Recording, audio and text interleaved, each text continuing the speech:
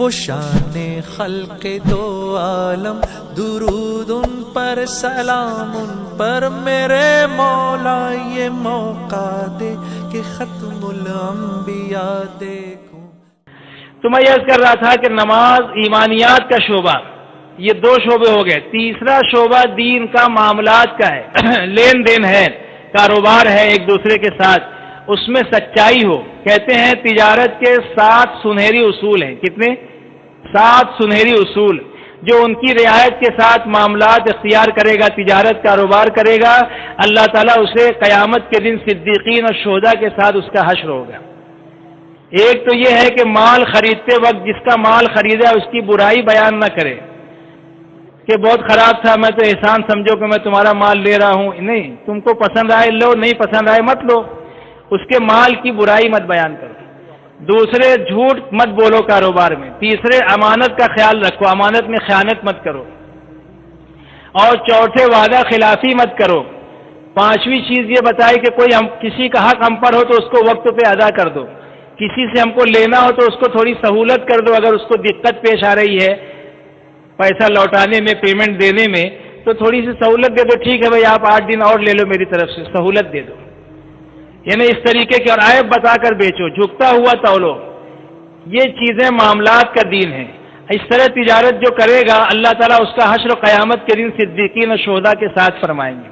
اس لیے وعدہ پورا کرنا، وعدہ خلافی نہیں کرنا، جھوٹ نہیں بولنا، امانت میں خیانت نہیں کرنا، یہ سب معاملات کی لائن کا دین ہے۔ اس کے بارے میں بشارت ہے، صدیقین اور شہداء کے ساتھ اللہ پاک اس تاجر کا حشر فرمائیں گے، اور اس طرح تجارت کریں گے تو اس میں برکت ہوگی۔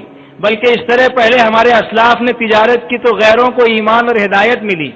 ایک ملک ہے جسے ہم جانتے ہیں چین، وہاں مسلمان تاجر گئے، انہوں نے اسی طرح تجارت کی، عیب بتا کے مال دیتے تھے، ڈنڈی نہیں مارتے تھے، ذخیرہ اندوزی نہیں کرتے تھے، رشوت نہیں لیتے تھے، دھوکہ نہیں دیتے تھے، دھوکہ نہیں کھاتے تھے، عیب بتا کر دیتے تھے، اوپر سوکھا اندر گیلا، اوپر سوکھا اندر گیلا، اس طرح دھوکہ نہیں دیتے تھے، لیبل کچھ، پیکنگ کچھ، ایسا نہیں تھا، صحیح تجارت کی۔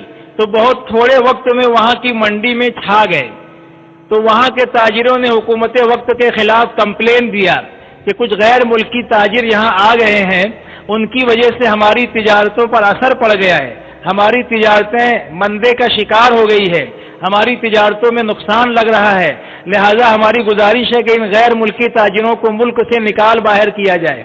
یہ کمپلین ملکی تاجروں کی طرف سے حکومت وقت کے پاس پہنچا ہے۔ تو جب وہاں کی عوام کو پتہ چلا کہ ایسا ان کے خلاف کمپلین گیا ہے، تو انہوں نے کراس کمپلین یہ لکھا کہ نہیں، یہ جو غیر ملکی آئے ہیں ان کو آپ نہیں نکال سکتے، یہ اچھے تاجر ہیں، امانت دار ہیں، ہم بچوں کو بھی بھیجتے ہیں تو صحیح مال دیتے ہیں، جھکتا تولتے ہیں، دھوکہ نہیں دیتے ہیں، اس طرح کی باتیں انہوں نے کی۔ تو جب وہاں یہ کمپلین عوام کا پہنچ گیا تو حکومت عاجز آ گئی ان کو نکالنے سے، چنانچہ سارا مقدمہ سامنے آیا، اور بات جب سامنے آئی کہ بھئی ایسا ایسا مسئلہ ہے، تو جب گورنمنٹ کو معلوم ہوا، جج کو معلوم ہوا کہ یہ خوبیاں ان تاجروں کے اندر ہے، تو جو مقامی تاجر تھے ان کے سارے لائسنس جو ہے وہ جمع کر لیے، اور یہ کہا کہ اب تم کو لائسنس اس وقت ملے گا جب تم ان مسلمانوں کی طرح تجارت کرو گے، دھوکہ نہیں دو گے، سچ بولو گے، ذخیرہ اندوزی نہیں کرو گے، رشوت نہیں لو گے، رشوت نہیں دو گے، اور بچوں کو بھی صحیح مال دو گے۔ اور ایک بہت خوبی کی بات جو تھی وہ خاص سننے کی ہے، وہ یہ ہے، بولے یہ ایسے تاجر ہیں کہ جب کوئی ان کے یہاں سے مال لے جاتا ہے اور کچھ دنوں کے بعد مال لے جانا بند کر دیتے ہیں، تو گھر جا کے خیر خبر لیتے ہیں کہ بھئی ہماری دکان سے تم مال لے جاتے تھے، تمہارے بچے یا تمہارے گھر کے لوگ 2-4 دنوں سے ہم دیکھ رہے ہیں کہ آپ کے یہاں سے کوئی مال لینے نہیں آ رہے، کیا بات ہے؟ یہ جا کر خیر خبر لیتے ہیں۔ چنانچہ ایک واقعہ بتایا کہ ایک جگہ جو ہے ایک بچی آ کر مال لے جاتی تھی، چھوٹی بچیاں آ کر، چھوٹے بچے یتیم تھے غالباً وہ، تو وہ کچھ دن نہیں آئے، تو تاجروں نے کہا کیوں نہیں آئے؟ بولے ہماری امی بیمار ہے۔ یہ جا کے گھر خیریت پوچھے، کیا بات ہے؟ بولے دیکھو شوہر کا انتقال ہو گیا، یہ بچے 2-3 یتیم ہیں، میں پڑوس میں جھاڑو برتن کرتی ہوں، اس کا کچھ پیسہ ملتا ہے تو میں سودا منگا لیا کرتی تھی، اب میں بیمار ہوں تو ایسے ہی چل رہا ہے، فاقے چل رہے گھر میں۔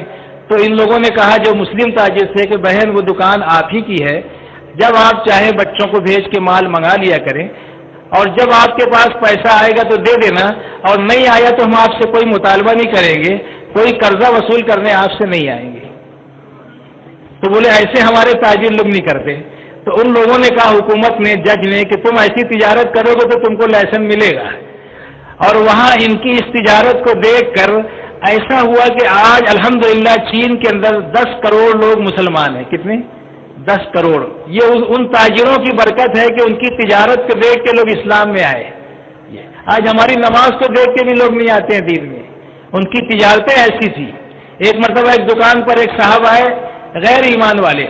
تو اس ایمان والے نے کہا کہ دیکھو سامنے جو دکان ہے نا, وہ دکان بھی یہی سارے سامان کی ہے اور ایسا ہی مال آپ کو ملے گا اور اسی قیمت پر ملے گا. اس کے بھی چھوٹے چھوٹے بچے ہیں. آج اس کا کوئی سامان نہیں دکھا ہے, بیچارہ امید لگا کے دکان کھولے ہوئے ہے. صبح سے کوئی کسٹمر اور گاہک اس کی دکان پہ نہیں گیا ہے. آپ وہاں سے مال لے لیں. اب بتاؤ کتنی حیرت کی بات ہے. آج تاجر تو اپنی دکان پہ بلاتے ہیں کہ نقلی مال سے بچو اور جو ہے ادھر آ کر ہمارے یہاں سے مال لے جاؤ. گاہک کو اپنی طرف کھینچتے ہیں اور یہ وہاں بھیج رہا ہے. تو وہ بہت حیرت میں دیکھتے تو رہا, اس کی بات مان لیا اس وجہ سے کہ بیچارے کا کچھ سامان بک جائے تو 2 پیسہ اس کو بھی بچ جائے گا.